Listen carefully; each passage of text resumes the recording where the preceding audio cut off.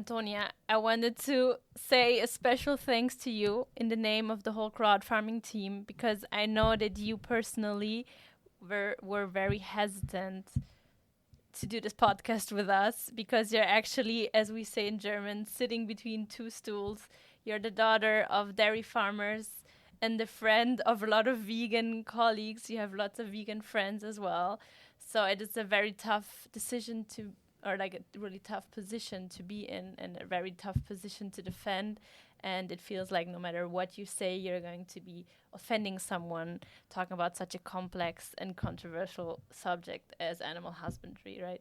Yeah, I think in general, in the internet, in media, in startups, and at crowdfarming, it's much easier to be on the vegan side, and there's also many arguments. But I'm farmer at heart, and I grew up between cows, so I see the place that animals have in agriculture and that we need them to develop a sustainable future agriculture. Then it's up to each consumer's decision to participate in the consumption of the products, for sure. And I feel with all of the sides, I see the arguments. Yeah, and it's difficult to find a good, sustainable way in between to combine both sides and find a way for the future. And that is the discussion we are having in this podcast. It's touchy and it makes me nervous, for sure. Well, thank you for your bravery. Hello, everybody, and welcome to a new episode of What the Field. I'm Emmeline. And I'm Chris. Hi, I'm Antonia. So Antonia is actually one of our very own agronomists, one of the team members that works directly on the field with our farmers, specifically in Germany and Austria. Mm-hmm. And Cristina, or Chris, is our director of sustainability, who might already be familiar to you from previous episodes. Maybe. So today, we're all CrowdFarming internals, basically, exceptionally, to talk about animal husbandry and why we sell cheese. And the reason why we want to do that is because we actually receive quite a lot of questions from customers or even people who are interested in buying at CrowdFarming, who have several doubts as to whether this is sustainable, what's the difference between the cheese at the supermarket and the cheese that you buy at CrowdFarming, etc. So this is what we're going to talk about today.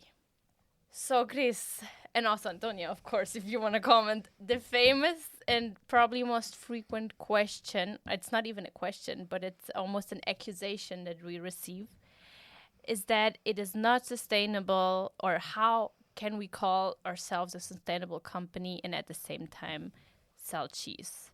What do you say to that?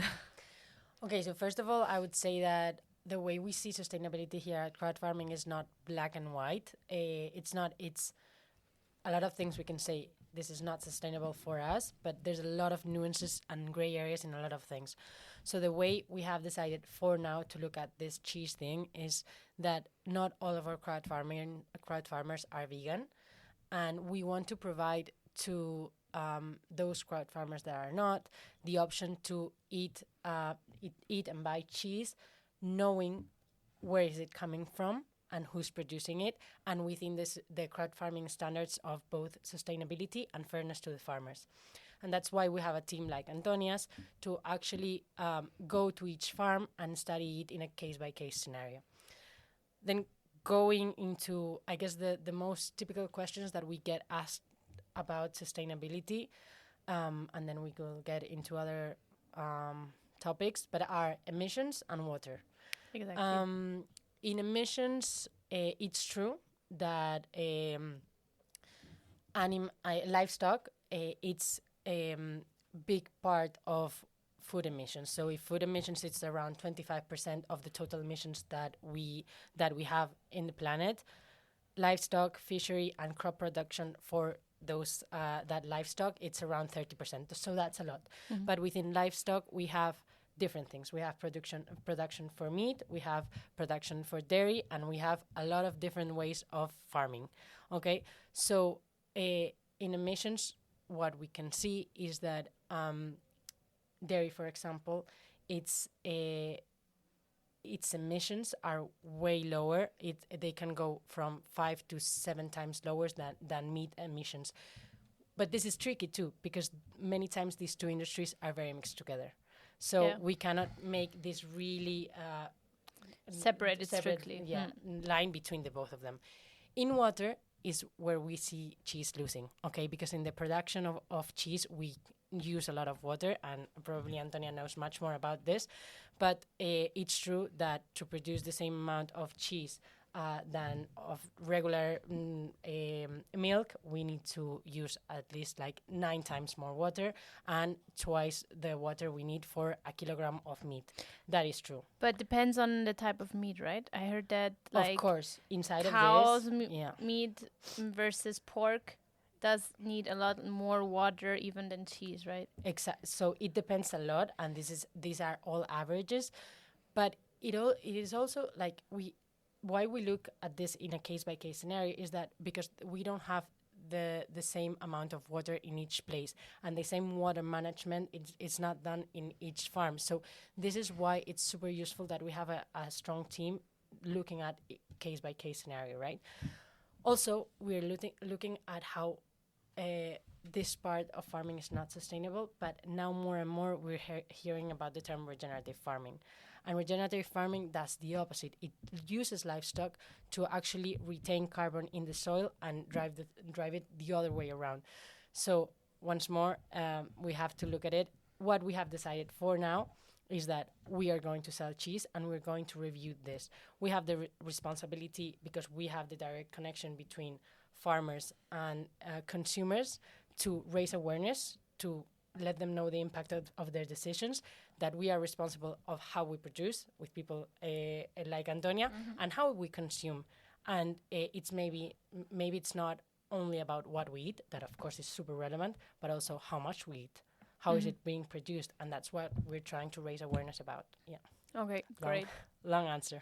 No, but it's a complicated topic. And maybe I would like to add that comparing the water footprint of milk to the water footprint of cheese, by definition, it has to be much more, 9 times more, 10 times more, as you said, because cheese is basically the concentrate of milk. It's the concentrated version. So with each kilo of cheese, you're eating 10 liters of milk. Okay, that's actually quite logical, but it's true that you don't we necessarily think about it that way, yeah. There's a lot of ways to compare this, like caloric comparison.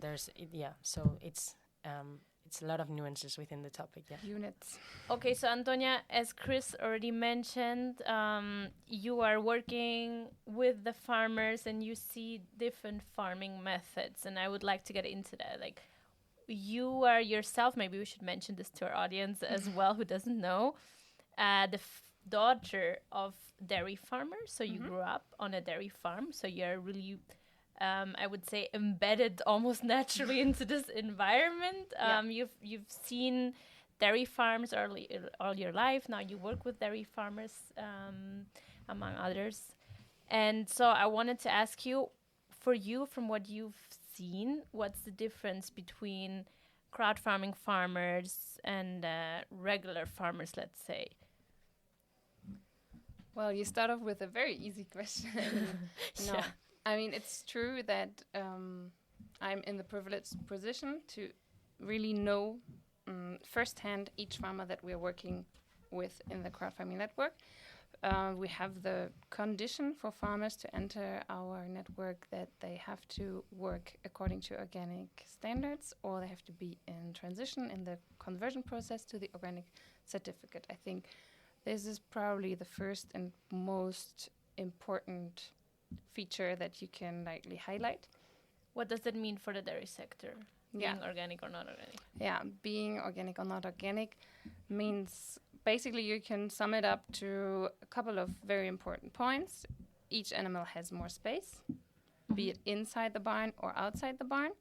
Each animal has to have access to an outdoor space. It can just be like a paddock where they can just run around, or if nature environment, the farm and all the conditions around allow it, it's usually a green meadow as we imagine it. That's space, access to outside area, restricted and very controlled limited use of medication, which much more follow-up and more waiting period. And then there's a big part of control and regulations on the feed.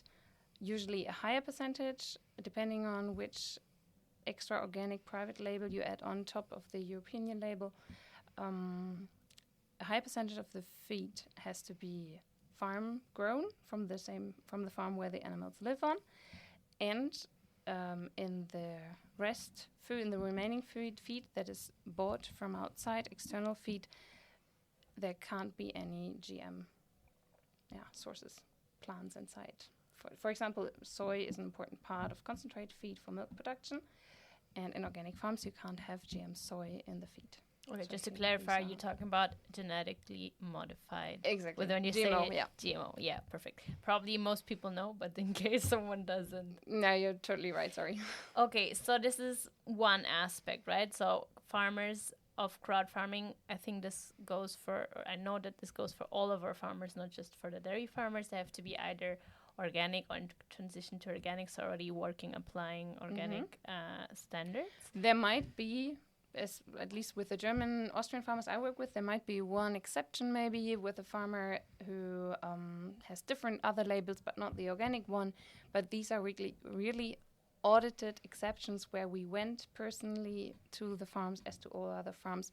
We looked at the practices. I validated that it works the farm works according to organic guidelines and even far beyond. So there's always this farmer and crowd farming relation and direct check. Okay.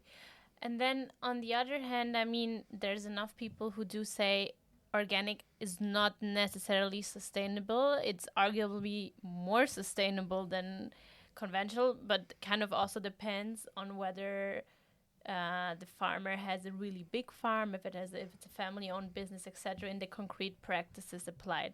So from what you've seen, would you say that your farmers are more sustainable in the way they farm or in the way they do produce their cheese? Question to you first. Which aspects of sustainability you want me to talk about? Whatever comes to mind, actually, because as we know from Chris, I mean, sustainability can mean a lot of things, from water use and emissions, also to the land, the soil. That goes back to the question that I believe we've talked about in other podcasts, that it's a farmer can be super sustainable and have amazing practices and not have organic certified, and the other way around. You can have just comply with those measures and maybe just do them to comply, and that's it, and not be very sustainable. So the certification doesn't make, but it puts everyone under the same bar, and I think that's super important for a platform like ours, that it's about transparency, and it's not only the word and the visit of our agronomist team. It's also about a standard that people are beginning to recognize, and I think we should be pro that. Yeah, of course. I mean, let's take a step back. Why do you think, or why is there the opinion, anyways, that animal farming and animal husbandry, living off animal products, is not sustainable? Why is it? Because I think we went a step too far. If we look back into history, there's 12,000 years of history that the human evolved around and with animals and agriculture.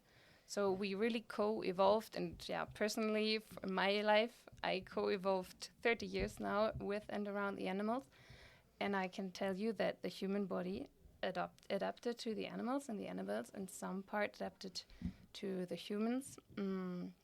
Now there are many different views on this. I think it's difficult to question that our body is made to digest at least a small percentage also of animal originated feed. But you can argue that nowadays, where we have the options and we have a lot of knowledge, you can opt for a vegan diet. And that is usually the question that is behind all this criticism on cheese production, on meat production, on milk production. By our DNA, we are made to have a part of animal diet in our animal products in our diet. And if you decide that you want to give animal produce a part in your diet, probably you want to decide where should these products come from? Come How from. should they produce? I think that's a good point. And I have to say, I mean, obviously, as we can already see in our own company from our own consumers, not everyone wants to live without animal products, and probably depending on how you go about it, everyone has the right to decide what they eat and what they don't eat. And I think a point you were also trying to make, Chris, earlier was that we are not here to tell people what they can and cannot eat, and we're simply trying to offer a better alternative, right?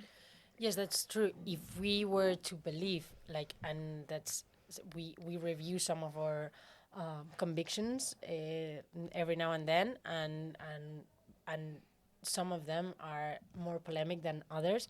If we were to believe at some point that something we are offering in our webpage, I believe, is not aligned with our values, we would not offer it, maybe. But this is something we review. And at the moment, of course, we cannot tell people what to eat or not to eat, but we can offer what we believe is sustainable and fair in our standards. And at the moment, that's why we go case by case. We're not saying the whole dairy industry it's fair and it's sustainable, but we visit our farmers and we believe those ones and the ones we select comply with our standards, and that's why we're offering that. Yeah. Okay, thanks for clarifying that.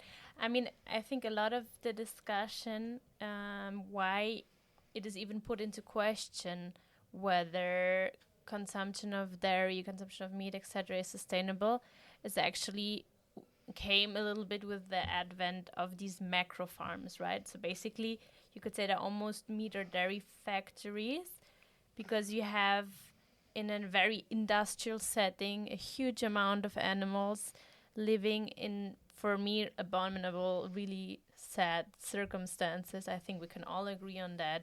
Very, very inhumane conditions where they can not move, not turn around. I mean, Antonia, probably you know even more details on this than I do. So I think it would be interesting to talk about, like, what is the deal with these macro farms, and what is actually the difference.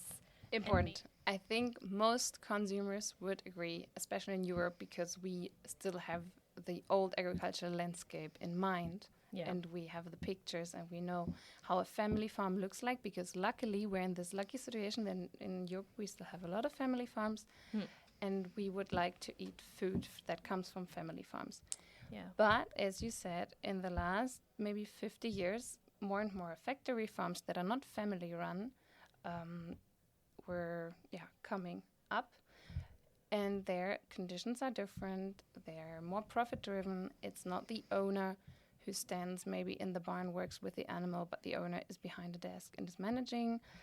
So there are structural differences. They also don't give as much value to rural life, to village, to communities, and they have environmental and animal welfare issues. And here we have to start separate and thinking in two lines when we talk about sustainable animal husbandry. The consumer has two main issues with animal husbandry, which don't always go hand in hand, which is animal welfare and then environmental sustainability, like, for example, water footprint, Cristina talked about, land usage, and emissions, greenhouse gas emissions. So which kind of animal husbandry is more sustainable if we have both environmental impact and animal welfare in mind? It's impossible sometimes to decide. You have really, a farmer is every day in the decision, sometimes torn between two ways of deciding, running the farm. Do I prioritize animal welfare above all?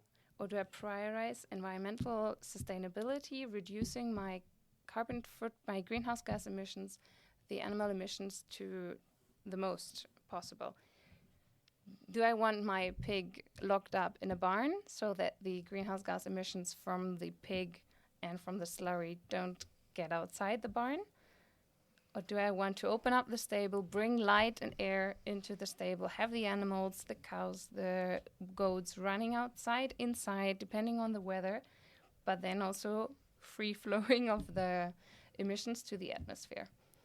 With the quantity of animal products, of cheese and dairy that we consume right now, we triggered the rise of factory farms, of huge farms.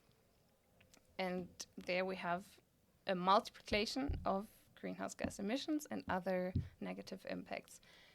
If we take a step back, which is what I think, which is my opinion on animal husbandry, if we take a step back, slow down, consume a little bit less, and look behind the product that we want to consume, we can push it back into family farms, smaller quantities, less animals, a farmer who cares for the animal.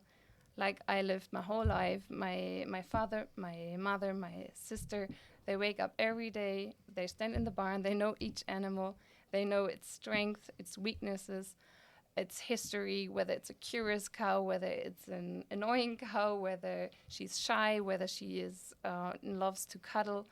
And they live for the animals, with the animals. I think this is the type of farms that we want to have, but then we need to slow down with our consumption. I'm very sure. Yes. At the end, we're just, or the market is just responding to demand. That's, I guess it has to be said, not to excuse these macro farms and the conditions they hold their animals in, but they're, at the end of the day, responding to an existing demand, which is big quantities of cheap meat, cheap cheese. And it's so emotional, because I can tell you, if you are the owner of the farm, the farmer, and you're still on this size of family farms where you're in touch with the animals each day, so you have to respond to the pressure of the market. You see what is good or bad for your animals. You would like to keep, for example, male calves on your farm because you feel it's better, because you don't want to send them away to a fattening farm where you don't exactly know whether because they are good ones where they're treated fantastic and they're not so nice ones, but it's out of your control. And I talk to farmers every day, and I've gone through it myself.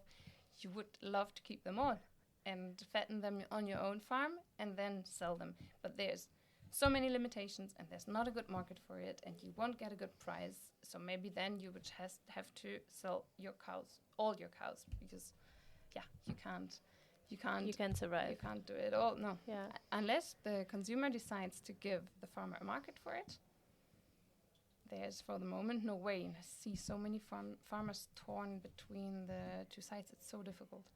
So what is the difference between a cheese that I buy at the supermarket from maybe the supermarket brand, possibly even at a discounter like Lidl, Aldi, and all of these, or just a cheese that I buy from a family farm, for example, from one of your farmers?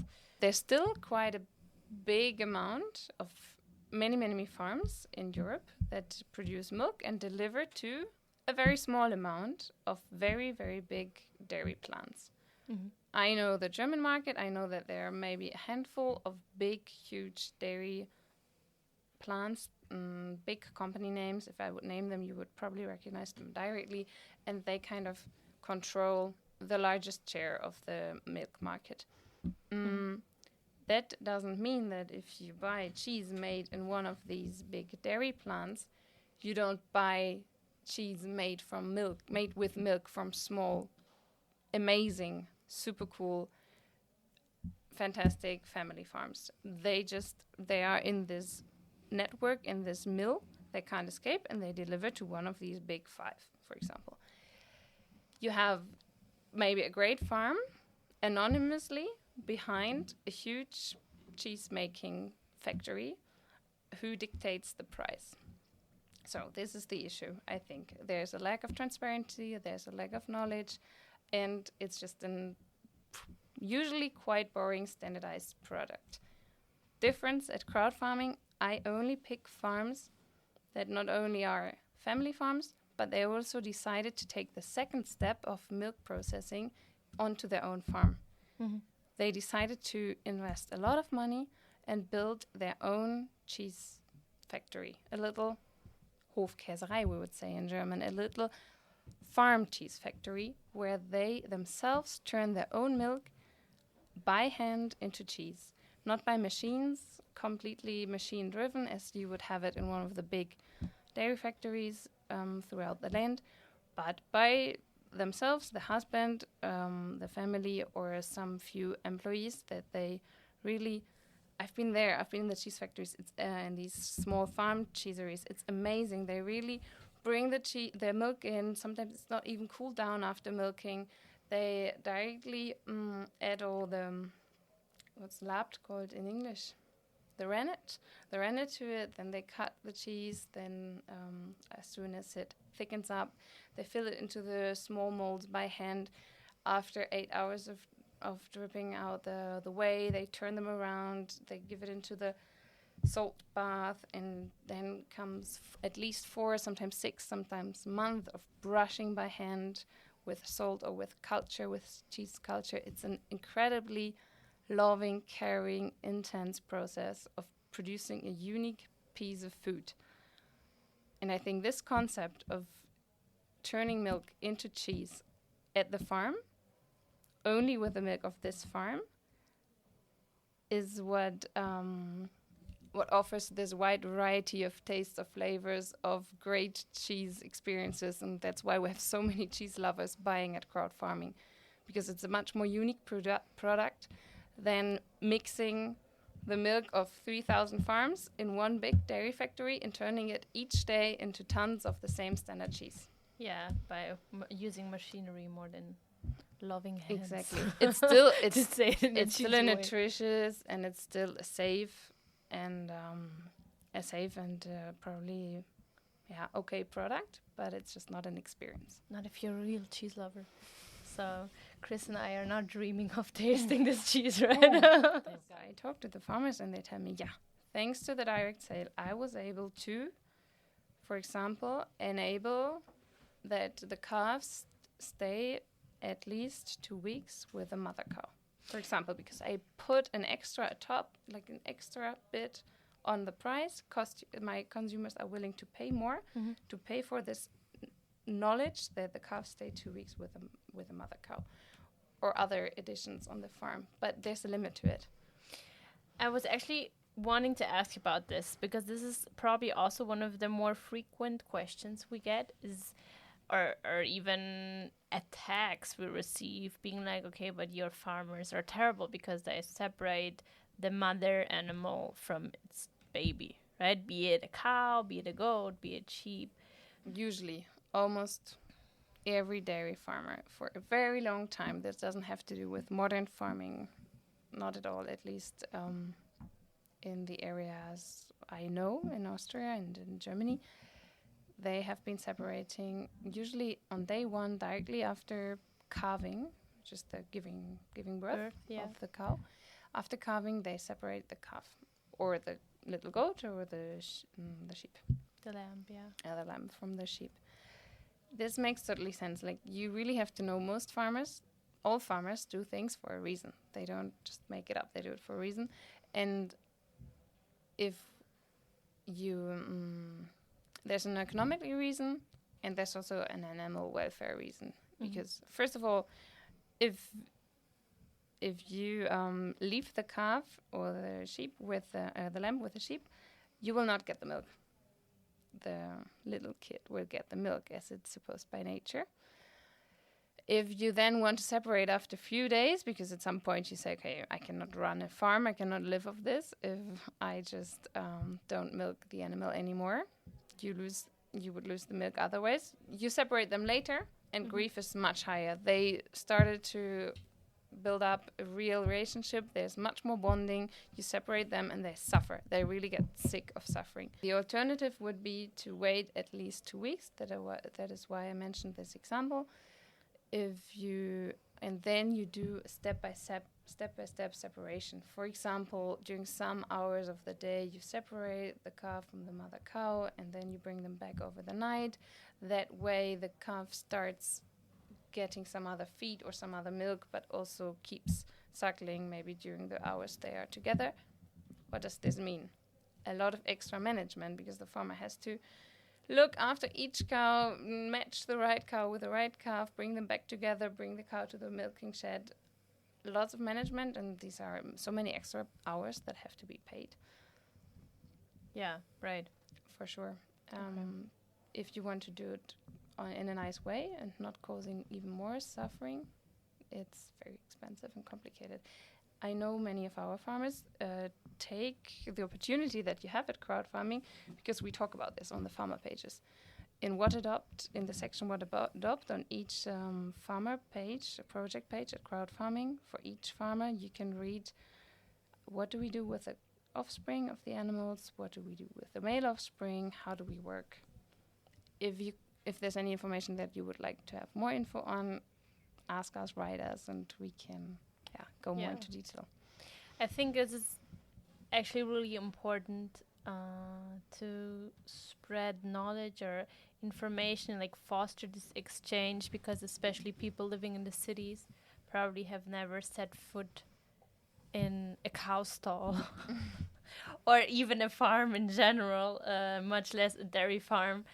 And I think sometimes it's also very easy to judge someone if you're very far removed from that person's reality and you don't really know why they're doing what they do, and it's not necessarily them wanting to be cruel to their animals. As you mentioned earlier, they do have a bond and they do have a relationship with their animals, and they would maybe even wish, right, to do things differently, but this is simply their reality as far as I've understood. So maybe this is also something where it's okay, let's have some empathy and let's try to understand, to basically, as they say, walk into their shoes before judging them, right? Yes, I think that what is beautiful about direct sales is that you get to know that food is not just like cheese is not just cheese. There's thousands of different ways to do this, to do it, and you learn how is it done and how this particular cheese is done. And when I know, I can decide, do I want to eat it or don't I want to eat it? But you can make informed decisions. The thing is that we have been treating for some time now food as a commodity, and we don't make differences amongst oranges or cheese or whatever. And then if you don't have all of that information, it is very difficult to decide, or as you say, it's super easy to judge. And I think that's what's beautiful about this, that people like Antonia's farmers can tell their story, and then people can decide. And it's not mandatory to eat it, of course. Cheese. Yes. Yeah, of course. So I do have another very specific question that stems from things I've seen on social media or even emails we've received. And it's that actually that organic farming supposedly is worse for the animals, because as you mentioned earlier, the use of medicine is restricted. So when the animal does get sick, farmers cannot treat it properly. For example, they cannot administer antibiotics, so the animal suffers more, they say. Okay. What do you say as the agronomist here? According to everything I've seen and according to how far I know the regulation, this is absolutely not true. So you can, of course, to treat an animal well, use antibiotics in organic farming, according to the European framework for organic agriculture. Mm-hmm. There is stricter regulations on how often you can use it in the lifespan of an animal, and if you have, for some reasons, use it more often than it is allowed in a year, for example, you have to separate this animal from the organic production and sell the produce for a while as conventional. What does this make to the farmer? What does it do to the farmer? It provokes that the farmer is more careful with the animal, tries to prevent disease as much as possible. And if there's a disease, which will always happen, as it happens with humans, as it will always happen with animals, and an animal has a value, so you want to protect its life and you will consider medication, but the farmer will consider different medication first. The farmer will think about alternatives, maybe even natural remedies. It's like alternative medicine for animals. Exactly. I mean, humans do it too, right? The same thing. And then if it doesn't work, or if it's a severe case, up to the farmer's decision, he or she will use antibiotics for the animal. And then in organic agriculture, you have a twice as long waiting period to start using and selling the milk, for example, in dairy farming, again, as in conventional farming. This is a precaution so that we don't get antibiotic residues, that we don't take up antibiotic residues in our food as humans and the milk. It's already quite strictly controlled in conventional dairy farming, but then there's just an extra security margin, a doubled up time Like period even in stricter. organic. Yeah. Okay. We do have national labels. In Spain, for example, is ENOR, Bienestar Animal. In Germany, it's, I think, Tierwohl. In Austria, you have labels like the Ammergütesiegel. So probably even, I'm guessing, in the UK, they have their own animal welfare label, some kind of seal on the package that at least leads us to believe that this animal has had a better life, or this is somehow a superior product. It's difficult to know when an animal is it's happier because it's difficult to know with us humans. And it's where's the limit? Exactly. Like, when do we pass? And from how happy does it need to be? And we've seen in our area in sustainability, we've been looking at this, and it's super complex. And we've seen studies that say, for example, that animals are happier because they are with other peers close together. But if they're crowded, I don't think they're very happy. And maybe they're happier if they are wandering around the countries and so on their own. Yeah. Yes. So it's very complex. What I do believe of certifications is that you have someone going there and going through a list and having series of standards.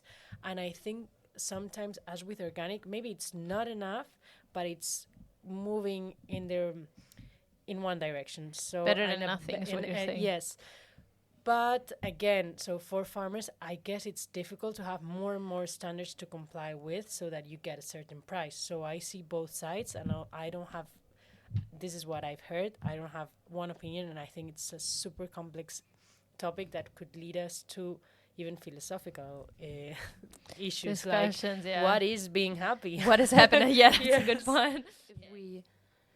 If we now have to deal as a farmer with new standards as the animal welfare, as the Tierwohl in Germany, consumers also need to, it's a step in the right direction, maybe, because it will push many farmers to do many changes on the farms. But on the other side, the consumer is pushing farmers very hard. And if we want to keep family farms, sometimes we need to push a little softer, I think. Farmers are kicked out of supermarket chains. Farmers are kicked out of the market if they don't adhere and comply to, for example, the Tierwohl, the animal welfare certification. The certification themselves, there are scientists and maybe agronomists sitting, making up these rules, and they change them way too often. They update them. And it's an expensive process, all the time. And especially family farms, if you just changed your stable, you did a big constructional work, you changed having at least per pig every 10 pigs you need a window in the stable, for example. And then 1 year later it says, no, you need two windows. Yeah. You open up the whole stable again, you invest again 20,000 euros, or you just say, I'm too small for this. And is the pig really happier because it shares a window with 9 other pigs? Every day, many farms, like several hundreds of farms, are closing in Europe, also because of this. And we're pushing towards factory farms, to big industrial farming. So before we end this podcast, I do have a few more questions. What happens with male animals that are born? Because there's lots of people that are vegetarians because they say, okay, I don't want an animal to die because I eat meat. But on the other hand, I mean, milk comes, at least we haven't managed any genetic modification to the contrary so far, but as of today, milk comes only from the female animal. So anytime a male animal is born to whatever type of animal that gives milk, a goat, a cow, sheep, it is usually what happens with it. We have to produce offspring, obviously. Yeah. You have the life cycle in the dairy herd, which is very, very close to nature, because if these animals live outside in nature, there's always a male around. So they do the keep some of animals- them. It's not they're not all sent No, not- to like not the all. slaughterhouse. No, I'm sorry. You got me wrong. I mean, in a dairy herd, Yeah. we work with the reproduction cycle, with a very close reproduction cycle. That means female animals, goats, cows, sheep, have to get pregnant. They are in gestation, they are pregnant for a couple of months, then they give birth to the offspring, and that is why they produce milk. Logically, yes. This milk is what we live from as humans. Outside in nature, they would do the same thing, because there's always a male around to inseminate, Yeah. and they would always be pregnant as well. The only difference is if a cow in nature does not get pregnant anymore because she's too old, too sick, and fertile, she can probably just carry on with her life in the herd, and sometimes she dies, which is more difficult in dairy farming because of the economical aspects, and the farmer cannot always afford to keep a weak cow that doesn't get pregnant anymore. Cows eat a lot, so Yeah, they're expensive. And some Yeah. farmers, I know, they try to keep them. do we They have any try to farmers? find, Do we have any farmers that do that? Do you know them? I know personally? that, for example, Ramona from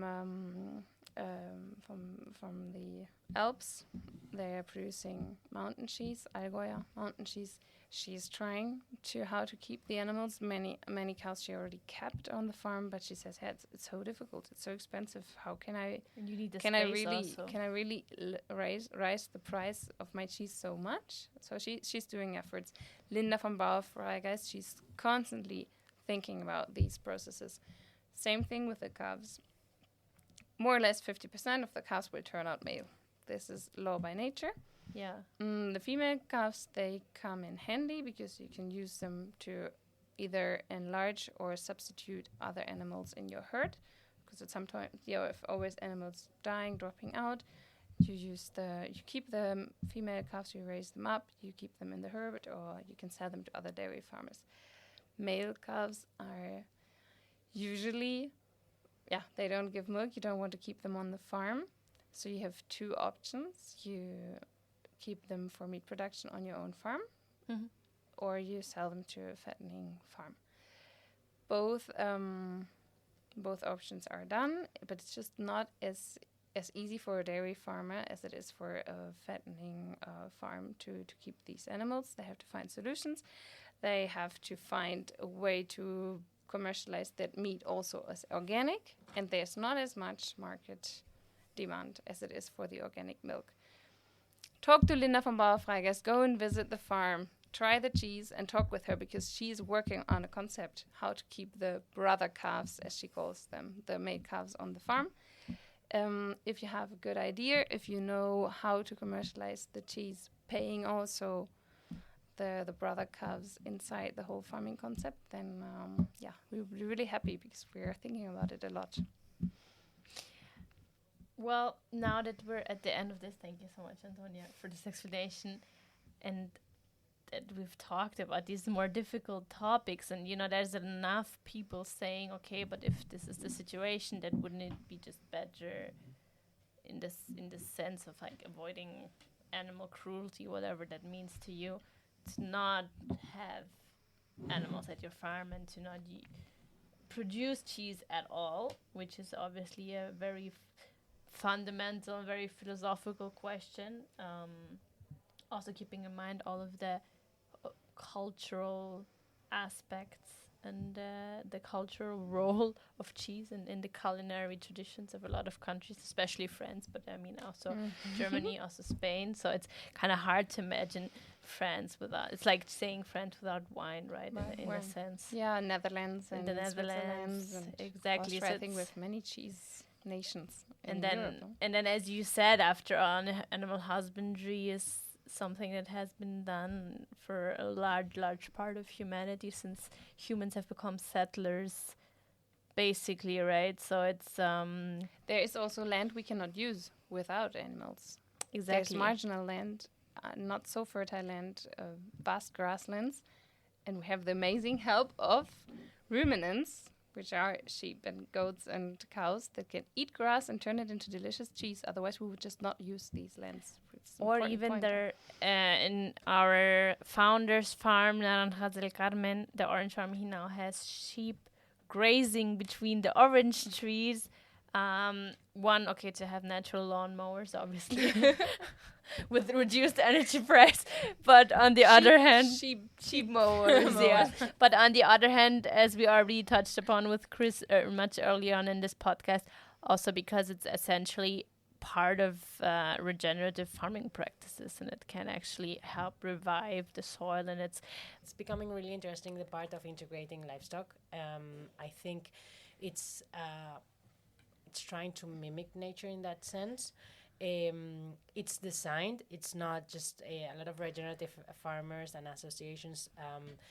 When we talk to them, they tell us, like, people think like regenerative agriculture is just living nature to be, and it's not like that. There's a lot of study need to be made, and you have to be a true expert of how it works, and it's not just pushing the sheep in there and just because they can destroy your trees or things like that. So it's very well designed so that it gets to a balance where everything is working, and it's driving a lot of beautiful things of, for example, farmers of agriculture and livestock coming together and mixing both their parts, and one has some grass to feed on, and the other one gets compost and things like this. And I think this symbiosis is super beautiful, and it can be very powerful. But at the end, they're also fertilizing the soil in a natural manner. You don't have to use artificial fertilizers.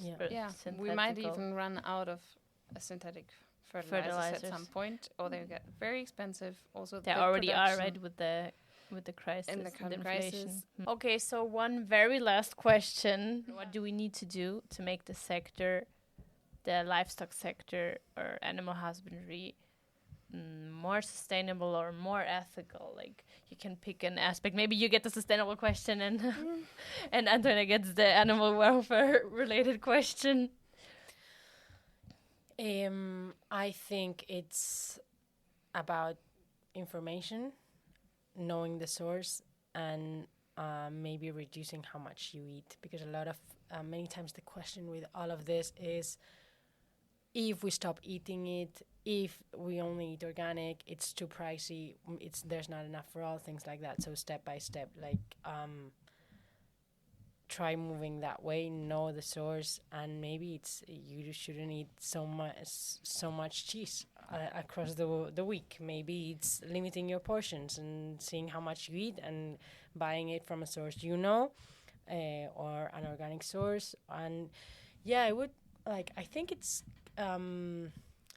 becoming more and more fun for people to get to the source of what they're eating, and even restaurants are moving into that. And I think cheese is it's in the same trend. So I would try different cheeses, research where it comes from, know the source, and go visit. I think what's amazing about direct sales, not only CrowdFarming, but farmers market, whatever, it's that you get to see with your own eyes what's happening. And I think that's where you get your sense of, this I don't like what's happening here, this I have a good feeling really about something or not. So I think it's going back to the source a bit. Wow, I like that answer. Antonia, can you top that? I cannot top that. That was amazing. Go out and talk to farmers. Really open up your mind. There's such a strong debate between environmental protection, nature protection, or agriculture, and we need to find a way how to do it at the same time, because we cannot afford to stop agriculture. We need food, and we cannot afford to not protecting our environment. So we need to find a way to doing both things at the same time on the same surfaces. And we need to build together a new, more creative, more sustainable farming system, animal husbandry system. Go out, talk to the farmers, get their opinion instead of blaming them for what is happening, because there's many things going wrong, but there's so many things going well. meet the farmers or digitally at CrowdFarming, or meet them next door and support the ones that you like. I think that's a very nice answer too. And at the end of the day, probably maybe this is what might actually be wrong with the whole debate of vegans versus non-vegans, of environmental protection NGOs versus big companies. Maybe we should actually go ask the farmers, what do you need to do better? What do you need for this to work out, both for environmental protection and also maybe even animal welfare? So we don't really do that, I feel, in the whole debate in society. No one is asking the farmers what do they need to do better. There's just people criticizing and people defending. And giving them a list of things to comply, for sure. And I think with this, we're not saying you should eat cheese and eating cheese is good. I think it's about making conscious decisions, like know how it is done and then decide if you align with that or not. Yeah. Okay. Well, thank you very much for being with me here today, Chris and Antonia, for taking the time. Was a pleasure. Thank you very much. And thank you so much to our audience for being with us for another episode, having the patience of listening through all of that. And yeah, we hope you enjoyed this little field trip into the world of animal husbandry and why we sell cheese. Until next time, bye.